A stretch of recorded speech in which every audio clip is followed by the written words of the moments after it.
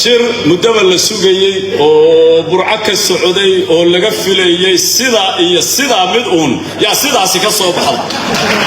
marka ciyaartu waa la arkaa meesha ku socotay idina waa fahmaysaan anana waa fahmaynaa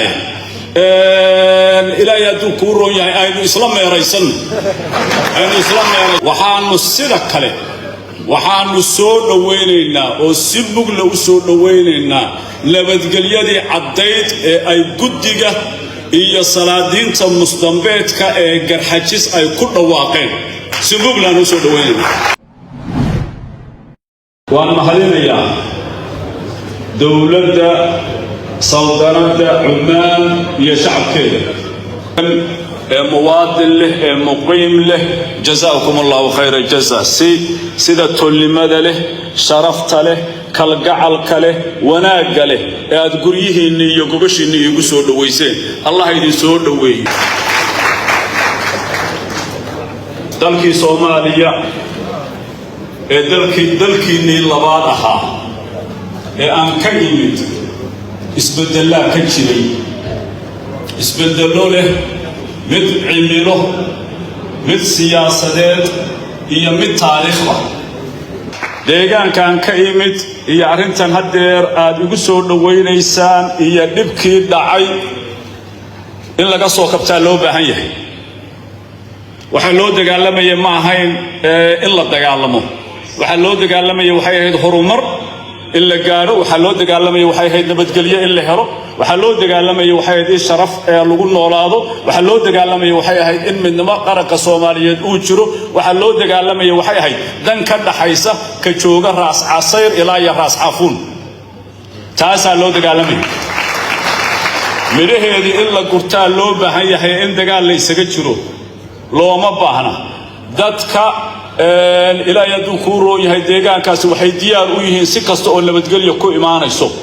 waxay diyaar u yihiin in ilaa yadu ku rooyahay ay deegaankooda iyo dalkooda ay ka tashadaan oo ku noolaadaan cidna duulaan kuma aha cidna inay ku soo duusho raali kama aha waxaan idin cadeynayaa nabadgelyo kasta inaanu soo dhaweynayno bariga waxaa la yiri meel marina ah cidlana ah yaa waxaa deganaa qoys oday iyo islaantii odaygu xoolihiisa waa jeclaayo inuu looga ma jeclayn si sanbay isaga iyo islaantiisu wada lahaayeen marka la soo hoydo ishaacu madoobaado odaygu musku soo istaagayo haddii marti joogto islaantu sidaasay oran jirtay markay sidaa tiraahdo in marti joogto ogaan jiray oo dib uu isaga noqon jiray muskay u dhigi jirtay wax yar oo ka qaadan jiray iyaduna waxay oran jirtay ilaahay hadduu ku roy odaygu waa naga baqayo xoolama ma loogi karayno haddaan marti jooginna sidaas oran jirtay oo gacantay duubi jirtay oo gurigiisa iyo ardaagiisa iska soo fadhiisan jiray habeen dambe habeenkii kale yaa islaanti markuu muska soo istaagay ay sidaa tiri si la isku ogaana maaha wuu yaabay wuxuu yiri naqaladi kugu dhacday sidaana maaha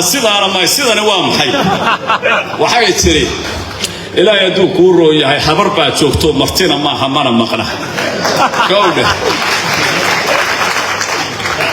shir mudaba la sugayay oo burca ka socday oo laga filayay sida iyo sida mid uun yaa sidaasi ka soo baxday marka waxaan isniri midda dirqibay gabar ku dhashay ilaahay hadduu ku rooyahay hase yeeshee waxaynu tabliiqinay qowlkii ilaahay ee ahaa الذين يستمعون القول فيتبعون أحسنه انت وناكسن بينو كقادنينا waxaanu sida kale waxaanu soo dhaweynaynaa oo si mugla u soo dhaweynaynaa nabadgelyadii caddayd ee ay guddiga iyo salaadiinta musdambeedka ee garxajis ay ku dhawaaqeen si muglaan u soo dhaweynaynaa sidaas ahaa ilaahay hadduu ku roon yahay iyagana waxaanu ku leenahay xarka geel ma wada xidhaan hadday wada xidhaanna ma wada xajiyaan waad garanaysaan cidda aad xariga u tihiin annagana cidda xariga noo awaad garanaysaan waxaanu Soomaalidu waxay tiraahdaa geel meel magac leh baa looga haraa waxaanu idin faraynaa inaad ciddaad xariga u tihiin oo habar jecel aad qabataan annagana xariga yagu waa ilaayadu kumade haddaanu hartinahay xariga yagu waa kumade daris baad kumada iyo ilaayadu ku rooya garxajis yihiin dhibaatadani hadday sii socoto way idin saameynaysaa in aad idinku gogosha dhigtaan qolo walbaana xarigeeda gogosha soo fariisiso annagu diyaar baanu nahay inaanu u qabsoonno xariga yaga idinku qoladaad xariga u haydeen garxajiso keena ama ciyaartu waa la arkaa meeshay ku socotay idinna waad fahmaysaan annana waa fahmaynaaye ilaahay hadduu kuu roon yahay aynu isla meeraysanno diyaar baan u nahay nabadgelyo ilaahay hadduu kuu roon yahay